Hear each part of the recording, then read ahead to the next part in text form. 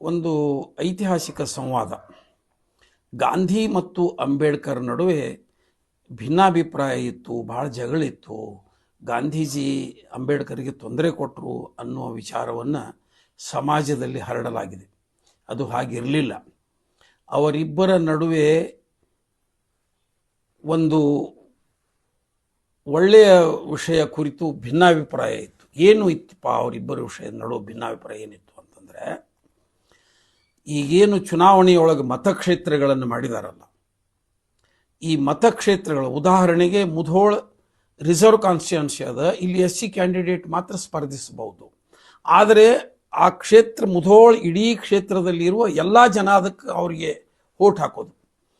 ಅದು ಹಂಗೆ ಬೇಡ ಅಂದಿದ್ರು. ಅಂಬೇಡ್ಕರ್ ಏನು ಹೇಳಿದ್ರು ಅಂದರೆ, SC ST ಮಂದಿಗೆ ಸೆಪರೇಟ್ ಮತಕ್ಷೇತ್ರಗಳನ್ನು ಮಾಡಬೇಕು.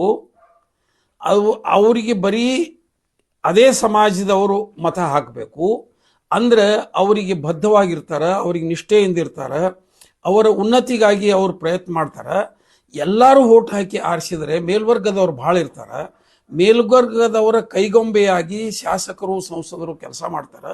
ಹಂಗೆ ಬೇಡ, ಮತಕ್ಷೇತ್ರಗಳನ್ನು ಸ್ಪೆಸಿಫಿಕ್ ಆಗಿ ಈ SC ST ಮತಕ್ಷೇತ್ರದೊಳಗೆ ಅದೇ ಸಮಾಜದವರು ವೋಟ್ ಹಾಕಬೇಕು, ಈ ಜನರಲ್ಲಿಗೆ ಎಲ್ಲರೂ ವೋಟ್ ಹಾಕಬೇಕು. ಹಿಂಗೆ ಅವ್ರದ್ದು ವಾದ ಇತ್ತು. ಗಾಂಧಿ ಹಂಗೆ ಬೇಡ ಅಂತಿದ್ರು. ಗಾಂಧಿ ಏನಂತಿದ್ರು, ಇದರಿಂದಾಗಿ ಸಮಾಜವನ್ನು ಒಡೆದಂಗೆ ಹಾಕದ, ಎಲ್ಲರೂ ಮತ ಹಾಕಲಿ, ಈ ದಲಿತತ್ವ ಮತ್ತು ಅಸ್ಪೃಶ್ಯತೆ ಎಲ್ಲ ಕಳೆಯೋದು ನಮ್ಮ ಉದ್ದೇಶ ಆಗಿದೆ. ಅದಕ್ಕಾಗಿ ಎಲ್ಲರಿಗೂ ಮತ ಹಾಕುವ ಅವಕಾಶ ಕೊಡಬೇಕು, ಎಲ್ಲರೂ ಕೂಡ ಹಾಕಿ ಆರಿಸ್ಬೇಕು, ಒಬ್ಬನ ದಲಿತರಿಗೂ ಅವರೇ ಹಾಕಬೇಕು ಅಂತಂದಿದ್ರು. ಏನಾಗಿದೆ, ಸ್ವಾತಂತ್ರ್ಯ ಪೂರ್ವದೊಳಗೆ ಇದು ವಿವಾದ ಶುರುವಾಗಿತ್ತು 33ರಿಂದನೇ. ಆವಾಗ ಬ್ರಿಟಿಷರು ಅಂಬೇಡ್ಕರ್ ಪರವಾಗಿ ಇದ್ರು. ಅಂಬೇಡ್ಕರ್ ವಿಚಾರ ಸರಿಯದ, ಹಂಗೆ ಮತಕ್ಷೇತ್ರ ಮಾಡೋಣ, ದಲಿತರಿಗೆ ಕ್ಯಾಂಡಿಡೇಟಿಗೆ ಬರೀ ದಲಿತರಷ್ಟೇ ವೋಟ್ ಹಾಕಬೇಕು ಅಂತ ಭಾಳ ದೀರ್ಘಕ್ಕೆ ಹೋಗೋದು. ಆವಾಗ ಒಂದು ಏನಂತಾರೆ ಅಂಬೇಡ್ಕರು, ಇದು ಆಗೋದಿಲ್ಲ, ಬೇಡ ಅಂತಾರ ಅವ್ರು. ಆವಾಗ ಗಾಂಧಿ ಏನಂತಾರೆ, ನಾವು ಎಲ್ಲರಿಗೂ ಅವಕಾಶ ಇಟ್ಟು ಬೇಕಾದರೆ ಈ ದಲಿತರಿಗೆ ಹೆಚ್ಚು ಸ್ಥಾನಗಳನ್ನು ಕೊಡೋಣ. ಈಗ 70 ನೀವು ಬೇಡ್ತೀರಿ, 70 ಬದಲಿ ನಾವು 100 ಕೊಡೋಣ ಅಂತ ಹೇಳ್ತಾರೆ. ಅವಾಗ ಅಂಬೇಡ್ಕರ್ ಹೇಳ್ತಾರೆ, ನಮಗೆ ಒಂದು ಹುಲಿ ಸಾಕು, 100 ಇಲಿ ತೊಗೊಂಡು ಏನು ಮಾಡೋದು, ಅವ್ರ ಕೈಗಂಬಗಳ ಆಕಾರ ಬೇಡ ಅಂತಾರೆ. ಇಲ್ಲ, ಅದು ಸಮಾಜ ಹಂಗೆ ಉಳಿತದ, ಇದು ಬೇಡ ಅಂತ ಹೇಳಿದ ಮೇಲೆ ಎಲ್ಲರೂ ಜನ ಗಾಂಧಿ ಮಾತು ಕೇಳ್ರಿ ಅಂತಾರೆ. ಅವ್ರು ಹೇಳ್ತಾರೆ, ಭಾಳ ಮಹಾತ್ಮರು ಬಂದು ಹೋಗ್ಯಾರ, ಭಾಳ ಮಂದಿ ಮಹಾತ್ಮರು ಹೇಳ್ಯಾರ, ಬದಲಾವಣೆ ಆಗಿಲ್ಲ, ಅಸ್ಪೃಶ್ಯರಾಗೇ ಉಳಿದಾರೆ. ಅದಕ್ಕಾಗಿ ಮತಕ್ಷೇತ್ರಗಳನ್ನು ಸ್ಪೆಸಿಫಿಕ್ ಆಗಿ ಅವರಿಗೆ ಇಡಬೇಕು ಅನ್ನೋದು ಇದಾಗ್ತದೆ. ಭಾಳ ದೀರ್ಘಕ್ಕೆ ಹೋದ ಮೇಲೆ ಗಾಂಧೀಜಿ ಉಪವಾಸ ಸತ್ಯಾಗ್ರಹ ಮಾಡ್ತಾರೆ. ನಾ ಹೇಳಿದಂಗನ ಮತಕ್ಷೇತ್ರಗಳಾಗಬೇಕು ಅಂತ.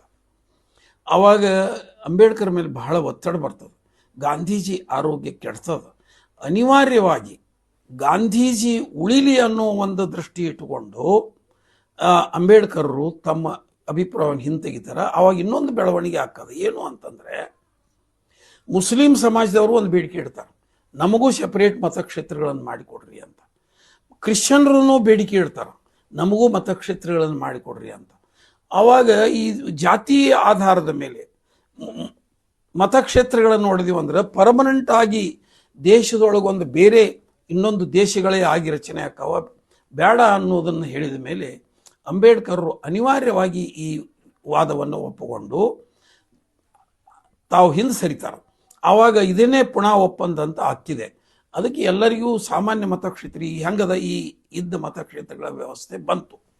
ಆದರೆ ಈ 75 ವರ್ಷದ ರಾಜಕೀಯ ನೋಡಿದ ಮೇಲೆ ಅಂಬೇಡ್ಕರ್ ವಾದ ಸರಿ ಇತ್ತು ಅಂತ ಈಗಲೂ ನನಗೆ ಅನಿಸ್ತಿದೆ, ನನಗೆ ವೈಯಕ್ತಿಕವಾಗಿ. ಯಾಕಂತಂದರೆ, ಎಲ್ಲ ದಲಿತ ಮತಕ್ಷೇತ್ರದಿಂದ ಆರಿಸಿ ಬರುವ ಶಾಸಕರು ಮತ್ತು ಸಂಸದರು ಮುಂದುವರಿದ ಸಮಾಜದವರ ಕೈಗೊಂಬೆಯಾಗಿಯೇ ಅದಾರ. ಈಗಲೂ ಅವರು ಒಲಿಸಿಕೊಳ್ಳುವುದಕ್ಕಾಗಿ ಬಹಳ ಪ್ರಯತ್ನ ಮಾಡ್ತಾರೆ. ದಲಿತರು ಇವರಿಗೆ ನೆಗ್ಲೆಕ್ಟ್ ಮಾಡ್ತಾರೆ. ಅಂಬೇಡ್ಕರ್ ಹೇಳಿದ ವಿಚಾರ ಸರಿ ಇತ್ತು ಅಂತ ನನಗೆ ಈ ಕಾಲಘಟ್ಟದೊಳಗೆ ಅನಿಸ್ತದೆ. ಗಾಂಧೀಜಿ ತಪ್ಪಿದ್ರು ಅಂತಲ್ಲ, ಅವರ ಸೂಕ್ಷ್ಮತೆ ಬಹಳ ದೊಡ್ಡದಿತ್ತು. ಆದರೆ ಈ ವ್ಯವಸ್ಥೆ ಅದ, ಮತ್ತು ಈಗ ದಲಿತರಿಗೆ ದಲಿತರೇ ವೋಟ್ ಹಾಕಿ ಆರಿಸುವ ಸಿಸ್ಟಮ್ ಸರಿಯಾದದ್ದು ಅಂತ ಈಗಲೂ ನನಗನ್ನಿಸ್ತು. ಯಾಕಂತಂದರೆ, ಅನೇಕ ಮತಕ್ಷೇತ್ರದೊಳಗೆ ಆರಿಸಿ ಬಂದವರು ಇಲ್ಲೇ ವಿಜಾಪುರಕ್ಕೆ ನಮ್ಮ ಇವರು ಜಿಗಜಿಣಗಿ MP ಅದಾರ. ಈಗಲೂ ಅವರು ತಮ್ಮ ಮತಕ್ಷೇತ್ರದ ಮಂದಿರದೊಳಗೆ ಹೋಗೋದಿಲ್ಲ. ಅವರು ಇದು ಸ್ವಾತಂತ್ರ್ಯ ಸಿಕ್ಕು 80 ವರ್ಷಗಳ ಮೇಲೆ ಅವರು ಆಚರಿಸುತ್ತಿರುವುದು. ಇದರ ಅರ್ಥ ಜಿಗಜಿಣಗಿ ಅವ್ರಿಗೆ ತಿಳುವಳಿಕೆ ಇಲ್ಲ ಅಂತ ಎಲ್ಲ, ಬಹಳ ತಿಳುವಳಿಕೆ ಇದೆ. Is very shrewd politician, very wise politician, very ದಿಟ್ ಪಾಲಿಟಿಷಿಯನ್. ಆದರೆ ತಮ್ಮ ಮತಕ್ಷೇತ್ರದ ವೋಟರ್ಸ್ಗೆ ಮನವೊಲಿಸುವುದಕ್ಕಾಗಿ ಈ ಹುಸಿ ನಡೆಯನ್ನು ಅನುವರ್ಸಾರ. ಅದು ಸರಿಯಾದದ್ದಲ್ಲ.